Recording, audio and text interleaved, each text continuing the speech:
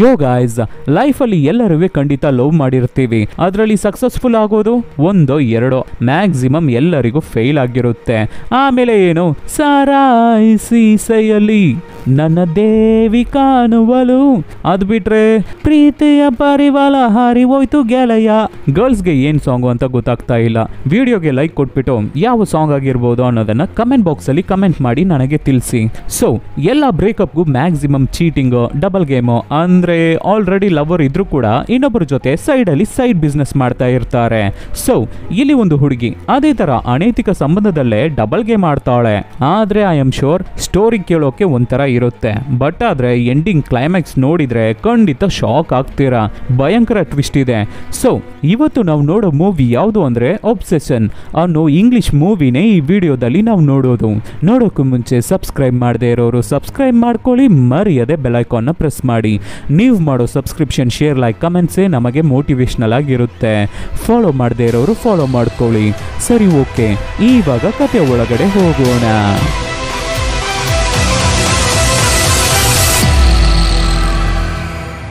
Opening scene ಅಲ್ಲಿ ಒಬ್ಬ ಬಸ್ಸಲ್ಲಿ ಹೋಗ್ತಾ ಇದ್ದಾನೆ. ಇವನೇ ಈ ಕಥೆಯ ಹೀರೋ ಜೋರ್ಡನ್. ಕೆಲಸ ಇಲ್ಲದೆ ಕಷ್ಟ ಪಡ್ತಾ ಇದ್ದಾನೆ. ಇವಾಗ ಒಂದು ಜಾಬ್ಗೆ ಅಪ್ಲೈ ಮಾಡಿದ್ದಾನೆ. ಸೊ ಕೆಲಸ ಸಿಕ್ಕಿದೆ. ಅಲ್ಲಿಗೆ ಬಸ್ಸಲ್ಲಿ ಹೋಗ್ತಾ ಇರೋದು. ಅಲ್ಲಿಗೆ ಹೋಗಿ ಕೆಲಸ ಕೊಡಿ ಅಂತ ಕೇಳಿದ್ರೆ, ನೀವು ತುಂಬಾ ಲೇಟ್, ನಿಮಗೆ ಕೊಡ್ಬೇಕಾಗಿದ್ದ ಕೆಲಸನ 2 ದಿನಕ್ಕೆ ಮುಂಚೆನೆ ಇನ್ನೊಬ್ಬರಿಗೆ ಕೊಟ್ಟಾಯ್ತು ಅಂತ ಹೊರಗಡೆ ಕಳಿಸ್ಬಿಡ್ತಿದ್ದಾರೆ. ಪಾಪ ಜೋರ್ಡನ್ ಬೇಜಾರ್ ಮಾಡ್ಕೊಂಡು ಹೊರಗಡೆ ಬರ್ತಾನೆ. ಹೀಗೆ ಕೆಲ್ಸಕ್ಕೆ ಹುಡುಗರು ಬೇಕು ಅಂತ ಅಡ್ವರ್ಟೈಸ್ಮೆಂಟ್ ನ ನೋಡ್ಬಿಟ್ರೆ ಸಾಕು, ಎಲ್ಲದಕ್ಕೂ ಅಪ್ಲೈ ಮಾಡಿ ಅಲ್ಲಿಗೆ ಹೋಗ್ತಾನೆ ನಮ್ಮ ಜೋರ್ಡನ್. ಆದ್ರೆ ಕೆಲಸ ಮಾತ್ರ ಸಿಗಲ್ಲ. ಇವಾಗ ನಮ್ಮ ಜೋರ್ಡನ್ಗೆ ಏನ್ ಮಾಡೋದು ಅಂತ ಗೊತ್ತಾಗ್ತಾ ಇಲ್ಲ. ರಿಟರ್ನ್ ನಮ್ಮ ಊರಿಗೇನೆ ಹೋಗ್ಬಿಡೋಣ್ವಾ, ಇಲ್ಲ ಇಲ್ಲೇ ಇದ್ದು ಕೆಲಸ ಹುಡ್ಕೊಂಡ್ವಾ ಅಂತ ರೋಡ್ ಸೈಡ್ ಅಲ್ಲಿ ನಿಂತು ಯೋಚನೆ ಮಾಡ್ತಾ ಇದ್ದಾನೆ. ಆವಾಗ ಒಬ್ಬ ಹುಡುಗ ಒಂದು ವಯಸ್ಸಾದ ಅಜ್ಜನ ಹತ್ರ ರಾಬರಿ ಮಾಡೋಕೆ ಟ್ರೈ ಮಾಡ್ತಾನೆ. ಅದನ್ನ ನೋಡಿದ ನಮ್ಮ ಜೋರ್ಡನ್ ಓಡಿ ಹೋಗಿ ಆ ಹುಡುಗನ ಹತ್ರ ಇಂದ ಆ ಅಜ್ಜನ್ನ ಕಾಪಾಡ್ತಾನೆ. ಆದ್ರೆ ಆ ತಾತಪ್ಪನ್ಗೆ ಏಟಾಗಿದ್ರಿಂದ ಆ ಜಾಗಕ್ಕೆ ಆಂಬ್ಯುಲೆನ್ಸ್ ಮತ್ತೆ ಪೊಲೀಸು ಬಂದ್ಬಿಡ್ತಾರೆ. ಸೊ ಪೊಲೀಸ್ ಆ ರಾಬರಿ ಬಗ್ಗೆ ಎನ್ಕ್ವೈರಿ ಮಾಡ್ತಾ ಇದ್ದಾರೆ. ಆವಾಗ ಒಂದು ಹುಡುಗಿ, ಯಂಗ್ ಹುಡುಗಿ, ಅಯ್ಯೋಯ್ಯೋ ನನ್ನ ಮನೆಯವ್ರೆ ಏನಾಯ್ತು ನಿಮ್ಗೆ, ಏನ್ರಿ ಆಯ್ತು ಅಂತ ಓಡಿ ಬಂದು ಆ ತಾತಪ್ಪನ ತಪ್ಕೊಂಡು ಬೇಜಾರಾಗಿ ಕೇಳ್ತಾ ಇದ್ದಾಳೆ. ಏನು ಅಂತ ನೋಡಿದ್ರೆ ಆ ತಾತನ ಹೆಂಡತಿ ಅಂತೆ ಆ ಹುಡುಗಿ. ಇದನ್ನ ನೋಡಿದ ಜೋರ್ಡನ್, ಈ ತಾತನ್ಗೆ ಈ ತರ ಹೆಂಡತಿನ, ನಾವು ಇದೀವಲ್ಲ ಟೋಟಲಿ ವೇಸ್ಟ್ ಅಂತ ಫೀಲ್ ಮಾಡ್ಕೋತಾನೆ. ನಾನು ಕೂಡ ಫೀಲ್ ಮಾಡ್ಕೋತಾ ಇದ್ದೀನಿ. ಆಮೇಲೆ ಆ ತಾತ ನಮ್ಮ ಜೋರ್ಡನ್ ತೋರಿಸಿ, ಇವರೇ ನನ್ನ ಕಾಪಾಡಿದ್ದು ಅಂತ ಆ ಹುಡುಗಿಗೆ ಅಂದ್ರೆ ಅವರ ಹೆಂಡತಿಗೆ ಇಂಟ್ರೊಡ್ಯೂಸ್ ಮಾಡಿ ಕೊಡ್ತಾರೆ. ಆಮೇಲೆ ಆ ತಾತ ನಮ್ಮ ಜೋರ್ಡನ್ ಹತ್ರ, ನೀವು ಏನ್ ಮಾಡ್ತಾ ಇದ್ದೀರಾ ಜೋರ್ಡನ್, ಏನ್ ಕೆಲಸ ಮಾಡ್ತಾ ಇದ್ದೀರಾ ಅಂತ ತಾತ ಕೇಳ್ಬೇಕಾದ್ರೆ, ಇಲ್ಲ ಸರ್ ಕೆಲಸ ಹುಡಿಕೊಂಡು ಬಂದೆ, ಆದ್ರೆ ಕೆಲಸ ಸಿಗ್ಲಿಲ್ಲ, ಸೊ ಮತ್ತೆ ನಮ್ಮ ಊರಿಗೇನೆ ಹೋಗ್ಬಿಡೋಣ ಅನ್ಕೊಂಡಿದ್ದೆ ಸರ್, ಆವಾಗ್ಲೇನೆ ಈ ಇನ್ಸಿಡೆಂಟ್ ನಡೀತು, ನೋಡ್ದೆ ನಿಮ್ಮನ್ನ ಓಡಿ ಬಂದು ಕಾಪಾಡ್ದೆ ಅಂತ ಜೋರ್ಡನ್ ಹೇಳ್ಬೇಕಾದ್ರೆ, ಅದಕ್ಕೆ ತಾತ, ಸರಿ ಬನ್ನಿ ಜೋರ್ಡನ್ ನಮ್ಮ ಮನೆಗೆ, ಮಿಕ್ಕಿದ್ದನ್ನೆಲ್ಲ ನಮ್ಮ ಮನೆಯಲ್ಲಿ ಕೂತು ಮಾತಾಡ್ಕೊಳ್ಳೋಣ, ಇವತ್ತು ರಾತ್ರಿ ನಮ್ಮ ಮನೆಯಲ್ಲೇ ನಿಮಗೆ ಡಿನ್ನರ್ ಅಂತ ತಾತ ಕರಿಬೇಕಾದ್ರೆ, ಸರಿ ಅಂತ ಜೋರ್ಡನ್ ತಾತನ ಮನೆಗೆ ಹೋಗ್ತಾನೆ. ಆವತ್ತು ರಾತ್ರಿ ಡಿನ್ನರ್ ಮಾಡ್ಬೇಕಾದ್ರೆ, ನೀವು ಯಾವ ತರ ಕೆಲಸ ಮಾಡ್ತೀರಾ ಜೋರ್ಡನ್, ಏನೆಲ್ಲ ಕೆಲಸ ಮಾಡ್ತೀರಾ ಅಂತ ತಾತ ಜೋರ್ಡನ್ ಹತ್ರ ಕೇಳ್ಬೇಕಾದ್ರೆ, ಸದ್ಯಕ್ಕೆ ಏನ್ ಕೆಲಸ ಸಿಕ್ಕಿದ್ರು ಮಾಡ್ತೀನಿ ಸರ್, ಆಕ್ಚುಲಿ ನಾನೊಬ್ಬ ಮೆಕ್ಯಾನಿಕ್ ಕೆಲಸ ಚೆನ್ನಾಗಿ ಮಾಡ್ತೀನಿ ಅಂತ ಜೋರ್ಡನ್ ಹೇಳ್ಬೇಕಾದ್ರೆ, ಹೇ ವಾವ್, ನಾನು ಒಂದು ಕಾರ್ ಮೆಕ್ಯಾನಿಕ್ ಶೆಡ್ಡೇ ಇಟ್ಟಿರೋದು, ನನಗೂ ಇವಾಗ ಒಂದು ಮೆಕ್ಯಾನಿಕ್ ಬೇಕಾಗಿರೋದು, ನೀನು ಯಾಕೆ ಇಲ್ಲೇ ಇದ್ದು ನನ್ನ ಹತ್ರ ಕೆಲಸ ಮಾಡಬಾರ್ದು, ನನ್ನ ಮನೆ ಹಿಂದೆ ಒಂದು ರೂಮ್ ಇದೆ, ಅಲ್ಲೇ ಇದ್ಕೋ, ನಿನಗೆ ಬೇಕಾಗಿರೋ ಫುಡ್ ಮತ್ತೆ ಸ್ಯಾಲರಿನ ಕೊಟ್ಟು ನಿನ್ನ ಕೆಲಸಕ್ಕೆ ನಾನೇ ಇಟ್ಕೋತೀನಿ ಅಂತ ಜೋರ್ಡನ್ನ ತಾತ ಕೆಲಸಕ್ಕೆ ಸೇರಿಸ್ಕೋತಾರೆ. ನೆಕ್ಸ್ಟ್ ದಿನ ಜೋರ್ಡನ್ ಶೆಡ್ ಅಲ್ಲಿ ಕೆಲಸ ಮಾಡ್ತಾ ಇರ್ಬೇಕಾದ್ರೆ ತಾತನ ಹೆಂಡತಿ ಏನೋ ಕೆಲಸ ಅಂತ ಹೊರಗಡೆ ಬರ್ತಾಳೆ. ಇಬ್ಬರು ನೋಡ್ಕೋತಾರೆ. ಸೊ ಹುಡುಗಿ ಮತ್ತೆ ಜೋರ್ಡನ್ ಮಧ್ಯದಲ್ಲಿ ಒಂದು ಸ್ಪಾರ್ಕ್ ಉಂಟಾಗ್ಬಿಡುತ್ತೆ. ಆಮೇಲೆ ಏನು, ಆಮೇಲಿಂದ ಒಬ್ಬರಿಗೊಬ್ಬರು ನೋಡ್ಕೊಳ್ಳೋಕೆ ಸ್ಟಾರ್ಟ್ ಮಾಡ್ತಾರೆ. ಇಬ್ಬರ ಕಣ್ಣಲ್ಲೂ ಸ್ಪಾರ್ಕೋ. ಆಮೇಲೆ ಹೋಗ್ತಾ ಹೋಗ್ತಾ ಇಬ್ಬರು ಮಾತಾಡ್ಕೊಳ್ಳೋಕೆ ಶುರು ಮಾಡ್ತಾರೆ. ಹಾಗೆ ಇರ್ಬೇಕಾದ್ರೆ ಒಂದು ದಿನ ರಾತ್ರಿ ಡಿನ್ನರ್ ಆದ್ಮೇಲೆ ತಾತ, ನನಗೆ ವಿಸ್ಕಿ ಕುಡಿಬೇಕು, ಕಿಚನ್ಗೆ ಹೋಗಿ ಐಸ್ ಕ್ಯೂಬ್ಸ್ ಮತ್ತೆ ಗ್ಲಾಸ್ ನ ತಗೊಂಡು ಬಾ ಜೋರ್ಡನ್ ಅಂತ ತಾತ ಜೋರ್ಡನ್ ನ ಕಿಚನ್ ಒಳಗಡೆ ಕಳಿಸ್ತಾರೆ.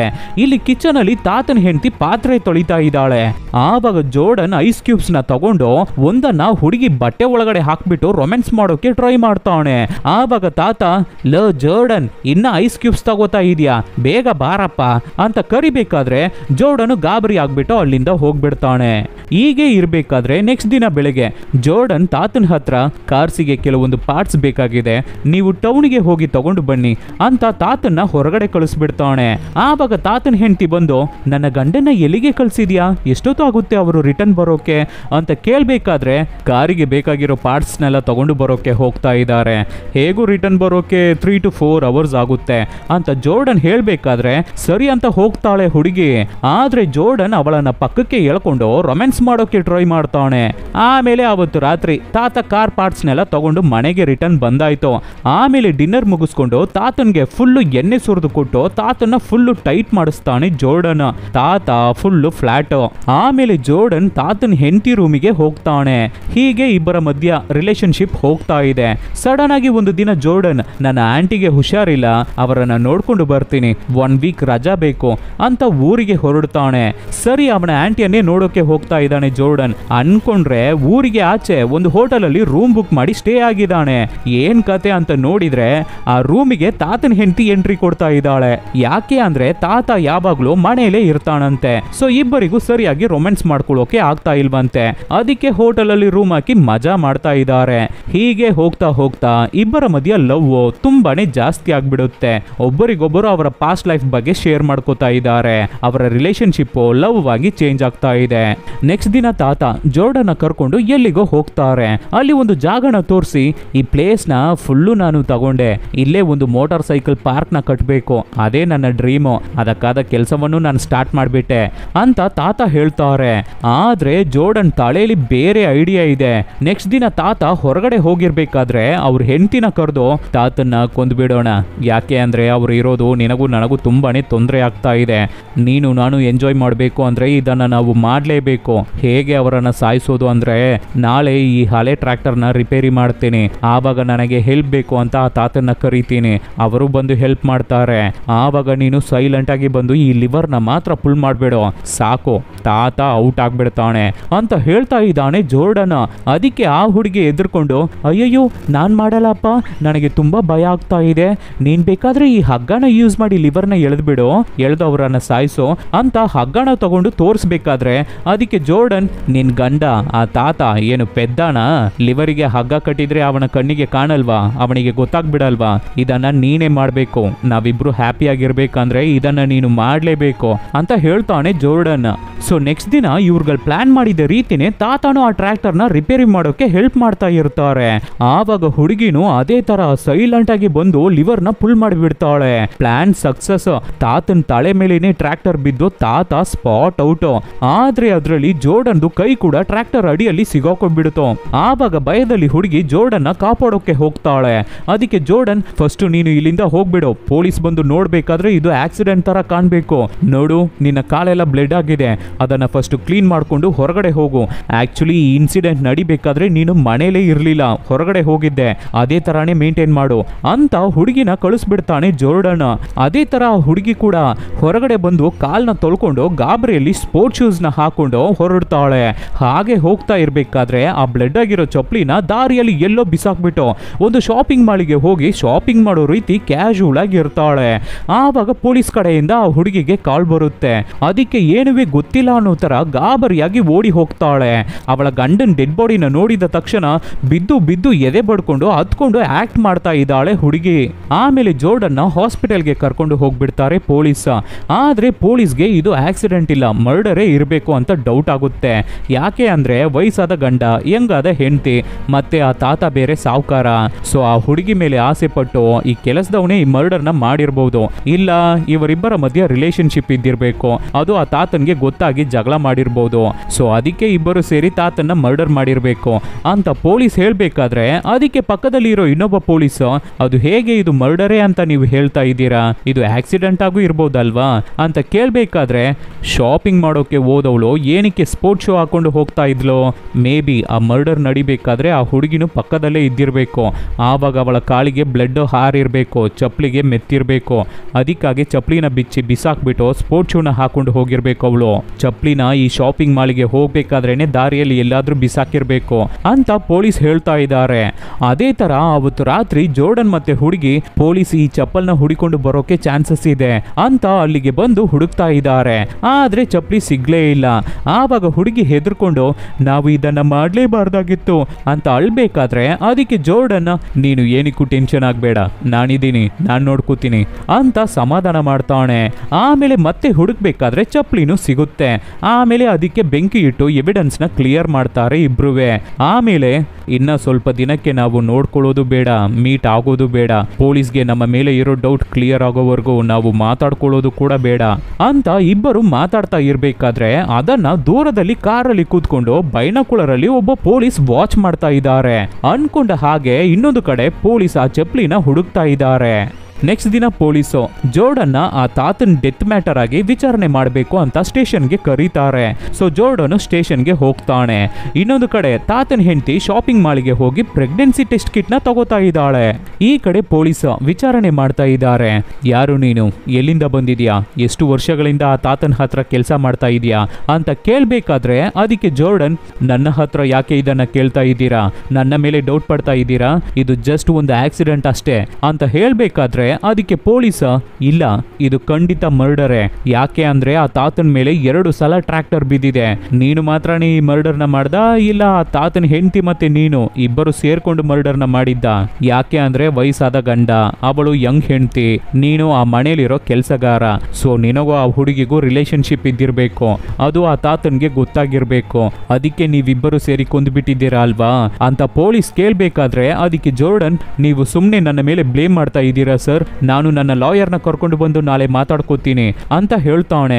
ಅದಕ್ಕೆ ಪೊಲೀಸ್ ಖಂಡಿತ ಒಳ್ಳೆ ಲಾಯರ್ನ ರೆಡಿ ಮಾಡಿಟ್ಕೋ, ಯಾಕೆ ಅಂದ್ರೆ ನಾಳೆ ಆ ತಾತನ ಹೆಂಡತಿನ ವಿಚಾರಣೆ ಮಾಡ್ತಾ ಇದೀವಿ, ಅವಳು ಎಲ್ಲವನ್ನು ಬಾಯಿ ಬಿಟ್ಬಿಡ್ತಾಳೆ ಬಿಡು ಅಂತ ಪೊಲೀಸ್ ಜೋರ್ಡನ್ನ ಹೆದರಿಸಿ ಕಳಿಸ್ತಾರೆ. ಅದಕ್ಕೆ ಜೋರ್ಡನ್ಗೂ ಡೌಟ್ ಆಗ್ಬಿಟ್ಟು ಹೆದರ್ಕೊಂಡು ಹೊರಗಡೆ ಬರ್ತಾನೆ. ಯಾಕೆ ಅಂದ್ರೆ ಪೊಲೀಸ್ ಹೇಳಿದ್ದು ನಿಜ, ತಾತನ್ ಮೇಲೆ 2 ಸಲ ಟ್ರ್ಯಾಕ್ಟರ್ ಬಿದ್ದಿದೆ. ಫಸ್ಟ್ ಟೈಮ್ ಇವರು ಟ್ರೈ ಮಾಡ್ಬೇಕಾದ್ರೆ ತಾತನ್ ಎದೆ ಮೇಲೆ ಬಿದ್ದಿದೆ ಟ್ರ್ಯಾಕ್ಟರ್, ತಾತ ಅದರಿಂದ ಸಾಯ್ಲಿಲ್ಲ. ಅದಕ್ಕೆ ಮತ್ತೆ ಜೋರ್ಡನ್ ತಾತನ್ ತಲೆನ ಕರೆಕ್ಟ್ ಆಗಿ ಟ್ರ್ಯಾಕ್ಟರ್ ಅಡಿಗೆ ಇಟ್ಕೊಂಡು ಸೆಕೆಂಡ್ ಟೈಮ್ ಲಿವರ್ನ ಪುಲ್ ಮಾಡಿ ತಾತನ್ನ ಕೊಂದಿದ್ದಾರೆ ಇಬ್ರುವೆ. ಅದರಲ್ಲಿ ಜೋರ್ಡನ್ ಕೈ ಟ್ರ್ಯಾಕ್ಟರ್ ಅಡಿಗೆ ಸಿಗಾಕೊಂಡಿರೋದು. ಆಮೇಲೆ ಜೋರ್ಡನ್ ಮನೆಗೆ ಬಂದು ಪೊಲೀಸ್ ವಿಚಾರಣೆ ಮಾಡಿದ್ರ ಬಗ್ಗೆ ಹುಡುಗಿ ಹತ್ರ ಹೇಳ್ತಾನೆ. ಅದಕ್ಕೆ ಹುಡುಗಿ ಫುಲ್ ಗಾಬರಿ ಆಗ್ಬಿಟ್ಟು ನಾವು ಸಿಗಾಕೊಂಡಿವಾ, ನಾವು ಜೈಲಿಗೆ ಹೋಗ್ಬೇಕಾ ಅಂತ ತುಂಬಾನೇ ಬೇಜಾರಾಗ್ಬಿಟ್ಟು ಆವಾಗ ಒಂದು ಮ್ಯಾಟರ್ನ ಜೋರ್ಡನ್ಗೆ ಹೇಳ್ತಾಳೆ ಹುಡುಗಿ. ನಾನು ಪ್ರೆಗ್ನೆಂಟ್ ಆಗಿದ್ದೀನಿ, ನನ್ನ ಹೊಟ್ಟೆಲಿ ಬೆಳೀತಾ ಇರೋದು ನಿನ್ನ ಮಗುನೇ ಅಂತ ಹೇಳ್ತಾಳೆ. ಅದನ್ನ ಕೇಳಿ ಫುಲ್ಲು ಖುಷಿ ಆಗ್ತಾನೆ ಜೋರ್ಡನ್. ಆದ್ರಿಂದ ಇಬ್ಬರು ಅವತ್ತು ರಾತ್ರಿ ರೊಮ್ಯಾನ್ಸ್ ಮಾಡ್ತಾರೆ. ಆಮೇಲೆ ಅವತ್ತು ರಾತ್ರಿ ಜೋರ್ಡನ್ ಯೋಚನೆ ಮಾಡ್ತಾ ಇದ್ದಾನೆ, ಪೊಲೀಸ್ ತಾತನ್ ಹೆಂಡತಿನ ಕರೆದು ವಿಚಾರಣೆ ಮಾಡಿದ್ರೆ ಖಂಡಿತ ಇವಳು ಭಯದಲ್ಲಿ ಎಲ್ಲವನ್ನು ಹೇಳ್ಬಿಡ್ತಾಳೆ, ಆದ್ರಿಂದ ಇಬ್ಬರ ಲೈಫು ಹಾಳೋಗ್ಬಿಡುತ್ತೆ ಅಂತ ಅನ್ಕೊಂಡು ನೆಕ್ಸ್ಟ್ ದಿನ ಜೋರ್ಡನೆ ಪೊಲೀಸ್ ಸ್ಟೇಷನ್ಗೆ ಹೋಗಿ ಪೊಲೀಸ್ ಹತ್ರ ಅಪ್ರೂವರ್ ಆಗ್ಬಿಡ್ತಾನೆ. ಹೌದು ಸರ್, ನಾನೇ ಮರ್ಡರ್ ಮಾಡಿದ್ದು, ತಾತನ್ ಹೆಂಡತಿಗೂ ಈ ಮರ್ಡರ್ಗೂ ಏನು ಸಂಬಂಧ ಇಲ್ಲ, ನಾನೇ ಈ ತಾತನ ಆಸ್ತಿ ಪಾಸ್ತಿಗೂ ಆ ಹುಡುಗಿ ಮೇಲೆ ಇದ್ದ ಆಸೆಗೂ ಈ ಮರ್ಡರ್ನ ಮಾಡ್ಬಿಟ್ಟೆ ಅಂತ ಸರೆಂಡರ್ ಆಗ್ಬಿಡ್ತಾನೆ ಜೋರ್ಡನ್. ಈ ಕಡೆ ಹುಡುಗಿ ಬೆಳಿಗ್ಗೆ ಎದ್ರೆ ಒಂದು ಲೆಟರ್ ಇದೆ, ಅದನ್ನ ತಗೊಂಡು ನೋಡಿದ್ರೆ ಜೋರ್ಡನೆ ಬರ್ದಿಟ್ಬಿಟ್ಟು ಹೋಗಿರೋದು. ನೀನು ಜೈಲಲ್ಲಿ ಇರಬೇಕಾದ್ರೆ ನಮ್ಮ ಮಗು ಹುಟ್ಟಬಾರ್ದು, ನಮ್ಮ ಮಗು ಹುಟ್ಟಬೇಕಾದ್ರೆ ಅದ್ರ ಪೇರೆಂಟ್ಸ್ ಇಬ್ಬರುವೆ ಕ್ರಿಮಿನಲ್ಸ್ ಅಂತ ಹೆಸರು ಇರಬಾರ್ದು, ಸೊ ಮಗುನ ನೀನು ಚೆನ್ನಾಗಿ ನೋಡ್ಕೋ, ನಾನು ಜೈಲಿಗೆ ಹೋಗ್ತೀನಿ ಅನ್ಬಿಟ್ಟು ಹೋಗಿದ್ದಾನೆ ಜೋರ್ಡನ್. ಹಾಗೆ ದಿನಗಳು ಕಳೆಯುತ್ತೆ. ಜೋರ್ಡನ್ ಜೈಲಲ್ಲೇ ಇದ್ಕೊಂಡು ತಾತನ ಹೆಂಡತಿಗೆ ಲೆಟರ್ ಬರೆದು ಹಾಕ್ತಾ ಇರ್ತಾನೆ.